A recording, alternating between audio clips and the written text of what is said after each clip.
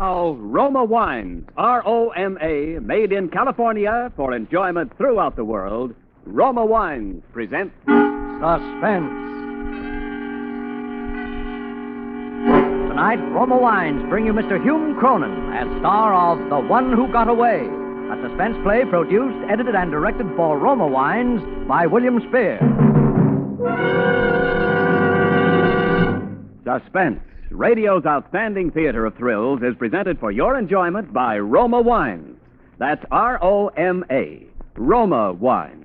Those excellent California wines that can add so much pleasantness to the way you live, to your happiness in entertaining guests, to your enjoyment of everyday meals. Yes, right now, a glassful would be very pleasant, as Roma Wines bring you Hume Cronyn in a remarkable tale of Suspense. Well, and I certainly told her, listen here, I said, if you think for 1 minute that I intend to stand for that sort of thing, you've just... James, you're not listening to me. Put down that paper and listen to me. Yes, dear, I'm listening. So I said you're very much mistaken. I did not come in here to be insulted. Perhaps you don't know it, young lady, but the war is over. And the sooner you people appreciate that fact, the better it will be for all of us. And Mabel backed me up, too. You bet she did. We went to the manager, and what we didn't tell him about that clerk, we certainly did. Are you listening to me, James? Yes, dear, well, dear, I'm nerve listening. trying to tell us that merchandise was hard to get. And so were salespeople. Didn't do him any good, I'll tell you. I'll bet it didn't. What'd you say, dear? I'll bet No, he wished nothing. he'd taken a little more time and trouble hiring clerks, and we got through with him the very idea. It's just like I said to Mabel. It's just like I said. I said, if they have a hat department, they have to sell hats. And if they want to sell hats, they have to allow the customers to try them on. Honestly, if I want to try on hats, it's none of their That's the way it business how was. many I want to try on. Talk, Mabel talk, says the least talk. they can do is to train their clerks to be a little Every more morning and at that's breakfast, right. But every you know, night from the minute I got up in the house until I finally got to sleep. Every weekend, from Saturday morning until Sunday night. Talk, talk, talk. Even in the movies. You are anyway, I said. Mightn't have been so bad if I'd had a traveling job, but, well, then I didn't have a traveling job. I worked for a bank. I had a job there as a spot auditor. Job was to make spot checks on tellers and cashier's accounts between the regular audits. Bank had been stuck a couple of times by embezzling tellers.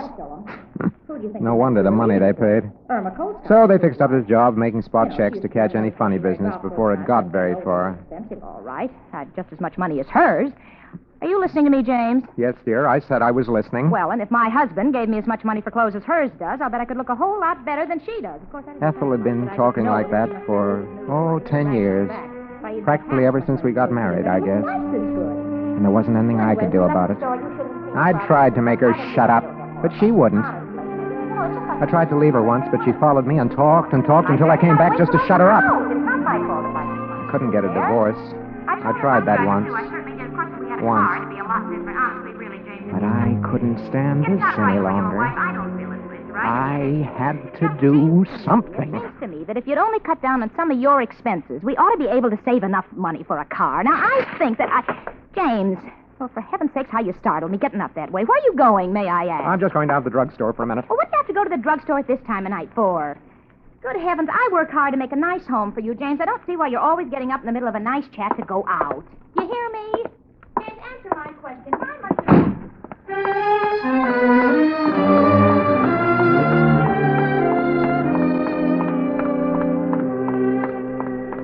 As soon as I got outside, I felt better.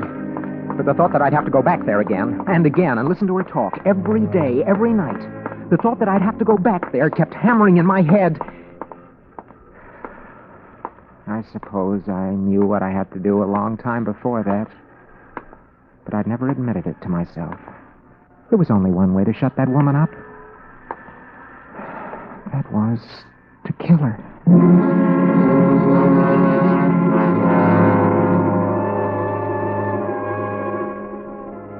I didn't sleep very much that night.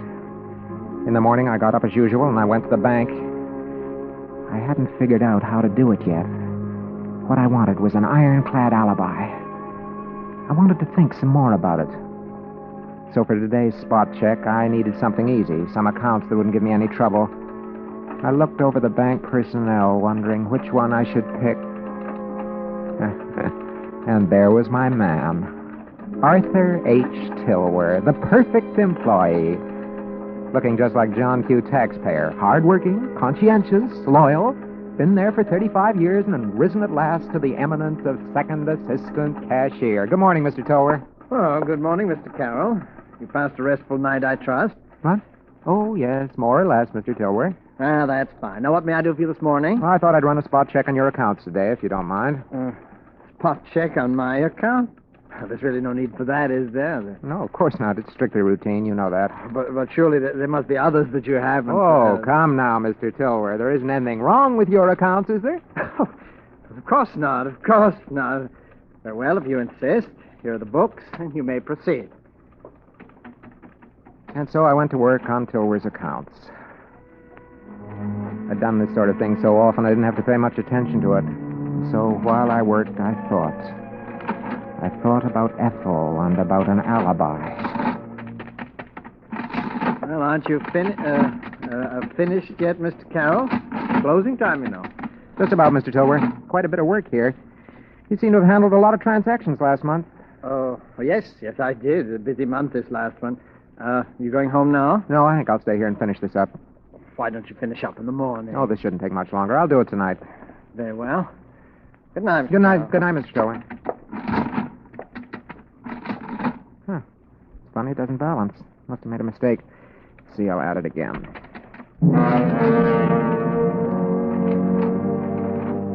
But it wasn't any mistake. His books didn't balance. And by the time I'd finished the check, I knew he hadn't made a mistake either. Mr. Arthur H. Tilworth, the prize employee of Consolidated National, was deliberately short $3,756.23. When I'd finished, it was quite late. I locked up. But before I started for home and some more talk from my loving wife, I paused for a moment, leaning on the bank doors, and lit a cigarette. Something was beginning to stir in my mind. I didn't know quite what, but it was something important. As I was thinking, I happened to glance down the street, and I saw somebody coming toward me. I thought the figure looked familiar. Yes. When he passed under the street light, I recognized him. It was Tilworth. I waited for him. Hello, Tilworth. Mr. Carroll, how are you? You weren't headed for the bank, were you, Tilworth? Well, yes, as a matter of fact, I was. Some work I wanted to clean up. Yeah, I can imagine. Never mind about that now, Tilworth. You can't clean it up. Come on down the corner and have a cup of coffee with me. Well, thank you for the invitation, but I really, think you'd better come along. See, I want to talk to you. No, really, Mr. Carroll, I don't think that Look here, Tilworth. I have a report in my pocket concerning your accounts. You just might like to see it before I turn it in. All right. I'll come. Just for a moment. Let's go. I got Tilworth into a booth and ordered 2 cups of coffee and handed him a carbon copy of the report. He read it all the way through, and the further he read, the whiter his face got. Stop shaking and give me that before you spill your coffee. Oh. Now, there are a couple of things I want to know before I turn this in. What have you done with the money? Mr. Carroll, I have a sister. She's desperately ill. Every penny of that money has gone for her treatments. Every penny. That isn't going to make any difference. Embezzlement's embezzlement. Well, she'll die. She'll die, Mr. Carroll. I didn't mean to steal that money, and I'll pay it back. Please don't turn in that report. My sister will die if I can't continue her treatments. I'll find some way to pay it back. That's what they all say, Tilworth. Mr. Carroll, I've lived a life of probity and honesty for 50 years. I only did this because I couldn't bear to see my sister die for lack of money. I had to have it. You must help me. I must help you. Do you realize what you're asking me to do? Yes, I realize it. Surely there's some way I can make it worth your while. Now, I haven't any money, but I'd do anything for you. Absolutely anything. Don't turn in that report. Then it came to me. Please. This was it. You don't realize it, my... The perfect alibi. Tilworth would provide it. Tilworth would have to provide it. I listened to him run on until I'd thought it all out. And she thinks I have some money. All right, I Tilworth. must All right. I- I'll help you. On certain conditions. Thank you so much, Mr. Carroll. You don't realize... First, I want a written confession from you. Just in case. And then I want you to be prepared to swear that I was with you all evening on one night that I'll pick out. You understand? Oh, yes. Yes, I'll do it. Anything. Anything at all. Good.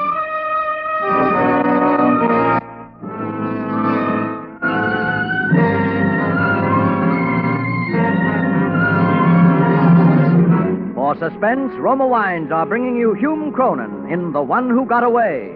Roma Wines' presentation tonight in radio's outstanding theater of thrills, Suspense.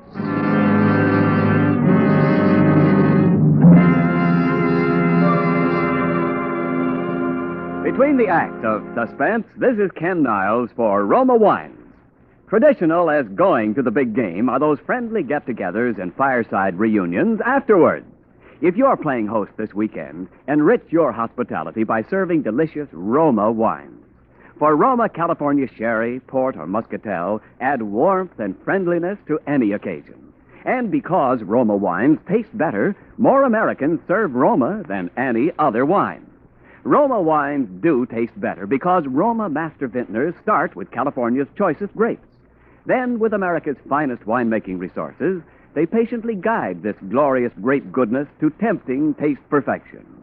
Later, along with Roma wines of years before, this abundant treasure awaits selection from the world's greatest wine reserves for your pleasure. Take advantage of Roma's present low prices. Buy Roma by the case for your holiday needs and save. That's R-O-M-A, Roma Wines, America's favorite wine. And now, Roma Wines bring back to our Hollywood soundstage Hume Cronyn as James Carroll in The One Who Got Away, a tale well calculated to keep you in suspense.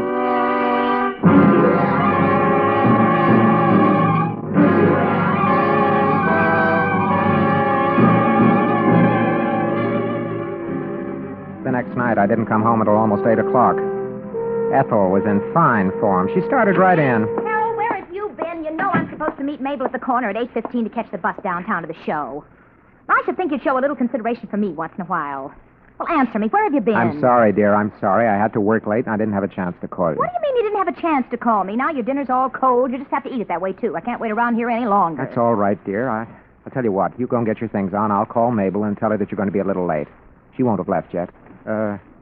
You haven't called her yet, have you? Oh, well, no, I haven't called her already. I've been doing nothing but wait for you. All right, dear. I'll call her now. You go and get your things on. Well, all right. But in the future, James Carroll, when you know I'm going out, I want you here on time.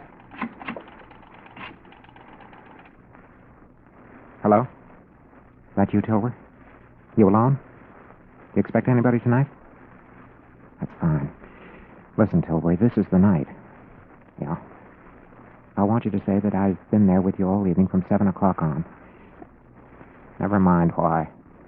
I'll be over there after a while, and I'll give you the details of what you're to say when the time comes. I don't care whether you like it or not, Tilbury. No, not yet, dear. Not yet. Just a moment. You don't want your sister to die, do you? Do you? All right, I'll see you shortly.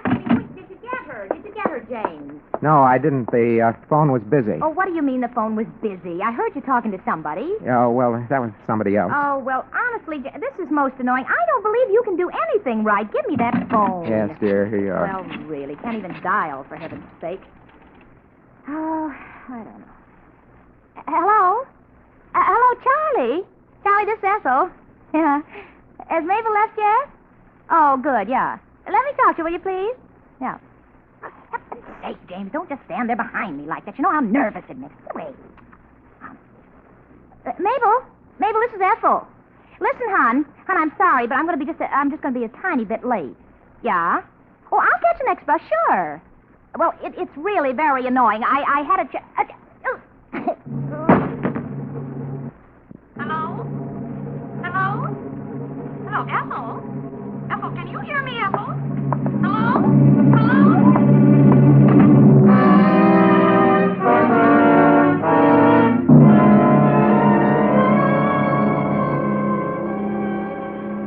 I guess I must have got back not very long after the cops got there. The apartment was ablaze with lights. There was a cop at the door. Inside there were photographers, fingerprint men, all the usual array of the law. The detective in charge was named Dolan. Pretty much of an average-looking guy, but sharp. We went through the amenities, and he told me how sorry he was. I expressed my shock and horror, and finally we got down to business. Mr. Carroll, I hate to bother you at a time like this, but I find it quite helpful in cases of this kind to talk to people as soon as possible. Yes, I understand. Now, when did you last see your wife alive, Mr. Carroll? Why, about 6:45, I guess. I only came in for a moment, and she was getting ready to go out. About 6:45. And she was okay when you left? Yes, perfectly. And you say you left the apartment then? That's right. Where'd you go, Mr. Carroll? Well, what's that got to do with it? Well, Mr. Carroll, this is a murder case. Your wife was strangled while she was talking over the phone to a friend of hers. You want to bring her murderer to justice, don't you? Well, of course. Well, in a case like this, unless we get a break, we'll have to investigate the whereabouts of a great many people at the time she was killed. We'll find out a lot of things that people would prefer to keep quiet. Now, perhaps what you were doing after you left here is something like that. But let me assure you, if where you were and what you were doing has nothing to do with this case, it'll never come out. Now, where were you? Was it to see a woman, Mr. Carroll? Oh, no. No, there was no other woman. Don't you remember where you went? Yes. Yes, I remember. Why won't you tell me?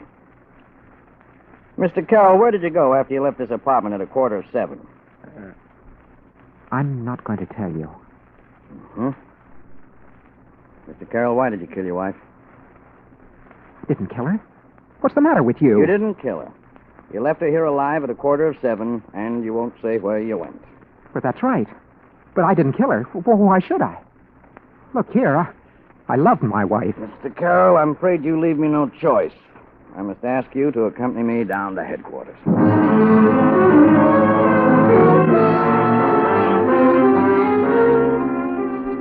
Down at headquarters, we went through it all over again, and again, and again. In the end, always the same 3 questions. And always the same 3 answers. Why did you kill your wife, Carol? I didn't kill her. Where did you go that night? I won't tell you. Why won't you tell us where you went? I won't tell you that. The same 3 questions, and the same 3 answers. Over and over and over, for a long, long time. Over and over and over. But I never told them.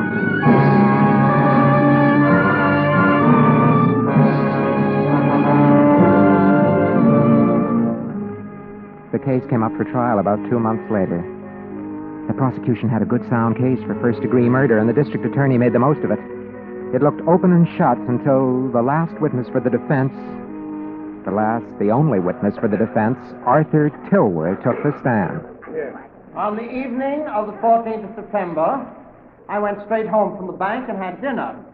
At about 2 minutes past 7 o'clock, I remember the time exactly because my favorite radio program, that's the Symphony Hour, had just come on. The defendant, Mr. James Carroll, joined me and remained in my presence until about 11 o'clock. Order in the court! Order in the court! Order! They went at him hammer and tongs, kept him on the stand for an hour and a half, but he never changed his story and never contradicted himself. He made as admirable a witness as he did a bank employee. The jury was out for a long time, 12 hours or so, and when they came back... Ladies and gentlemen of the jury, have you reached a verdict? We have, Your Honor. Do you find the defendant, James Carroll, guilty as charged or not guilty? Not guilty, Your Honor.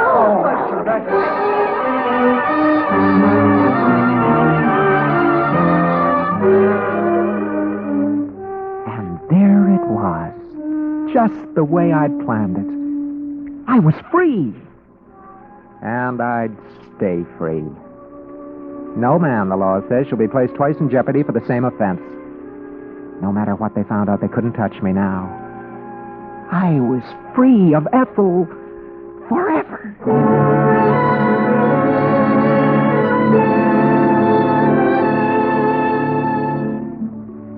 After it was over, I took about a week off. I got a cabin up in the hills, and I just loafed around for a whole week. All by myself. It was nice and quiet. Nice and quiet. When I got back to the apartment, I saw someone standing by my door. It was Dolan. Hello, Carol. Hello, Dolan. Want to see me? Yeah, just for a minute. I I've been away for a week, you know. Yeah, we know. Come on in. Thanks. Sit down. Thanks. Cigarette? Cigar? No, I don't think so. Thanks anyway.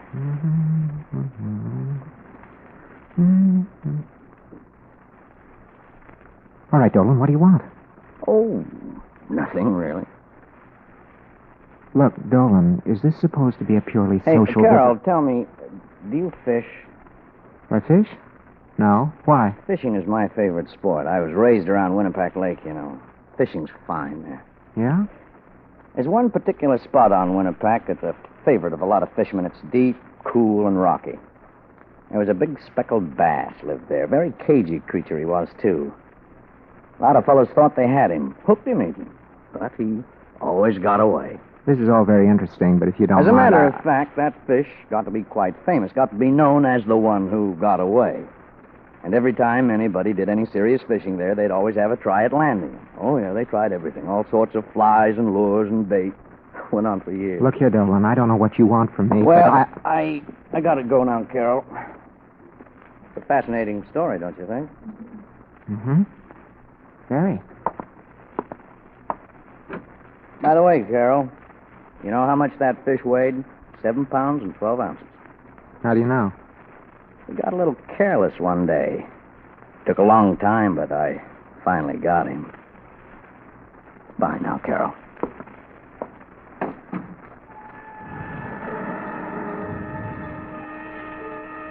I could see that Dolan was going to be annoying. But I didn't care. I figured he'd stop after a while.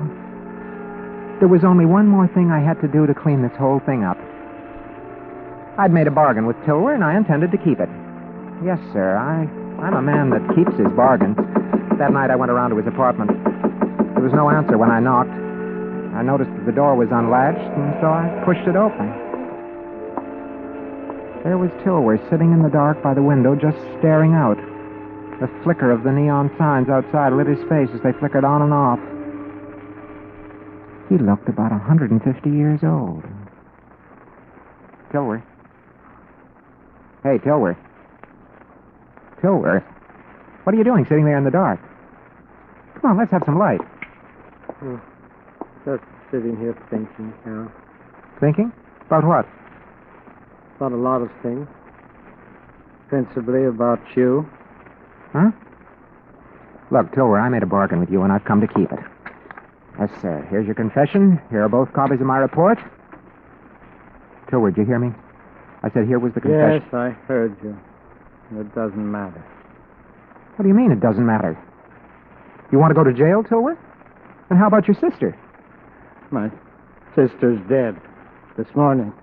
Oh, I'm sorry, Tilwer. You made me kill your wife, Carol. What? Oh. Oh, come now, Tilwer. Don't be stupid. I did you a favor. You did me one. That's that. No, if it hadn't been for me, your wife would still be alive. And I've been punished for my sins.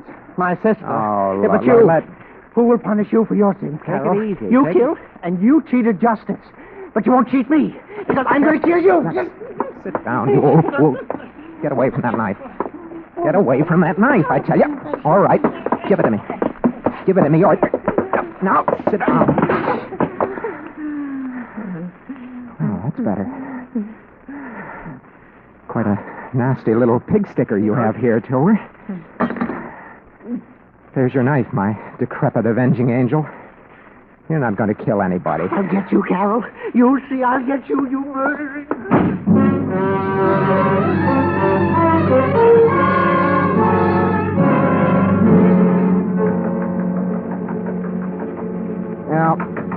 Yeah.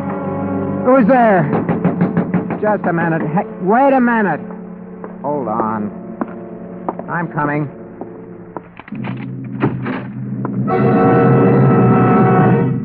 Hello, Carol. What do you mean by getting me out of bed? Where at were this... you last night, Carol? Who wants to know? The police department wants to know. Now, answer my question. Where were you last night? Or aren't you saying? Certainly I'm saying. I went over to see Tilwer. Anything wrong with that? And how was Tilwer? Why, he was all right, about the same as usual. And how was he when you left him? He's just the same as when I came in. What is all Was he? this? Of course he was. What's wrong?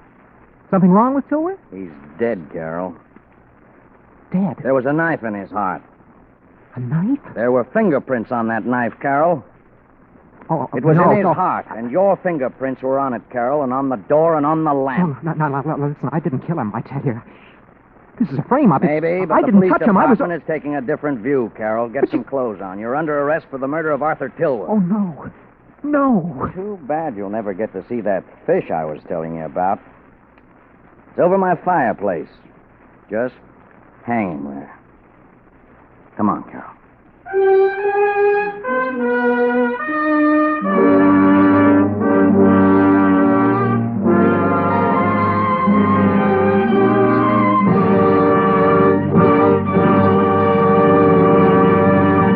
Suspense.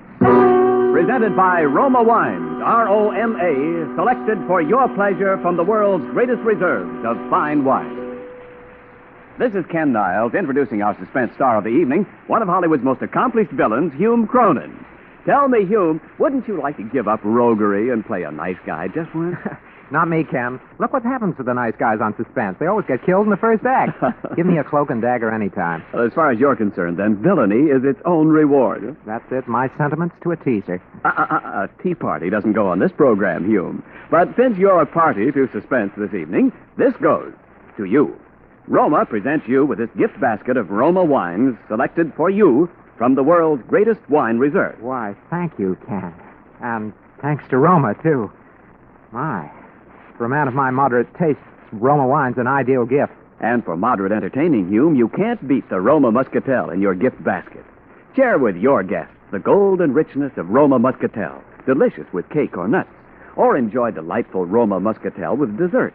Let the naturally sweet, mellow taste of Roma Muscatel enrich your quiet evenings at home. Roma Muscatel, that sounds very tempting. Oh, it is, Hume. And Roma Muscatel tastes better because Roma starts with California's choicest grapes, guides them skillfully with America's finest winemaking resources to tempting taste perfection. Later, at peak richness, Roma selects from the world's greatest wine reserves for your pleasure. That's the reason more Americans enjoy Roma than any other wine. And reason enough, too. And now, Ken, before I go home and murder my wife again, who's slated for the spotlight on Suspense next Thursday? It's yours and mine and everybody's dream girl, Hume. Judy Garland. Oh, that's wonderful. Well, what kind of a play will Judy do? Well, we don't want to tip too much of it, but Judy will appear as a girl who works as a waitress in one of our Hollywood drive-ins and who gets into a situation that is, believe me... Well calculated to keep you in suspense? Right. I'll certainly be listening. Good night, Ken. Good night, Hume. Hume Cronyn appeared through the courtesy of Metro-Goldwyn-Mayer, producers of the Technicolor production The Yearling. Next Thursday, same time, you will hear Judy Garland as star of Suspense. Produced and directed by William Spear for the Roma Wine Company of Fresno, California. CBS, the Columbia Broadcasting System.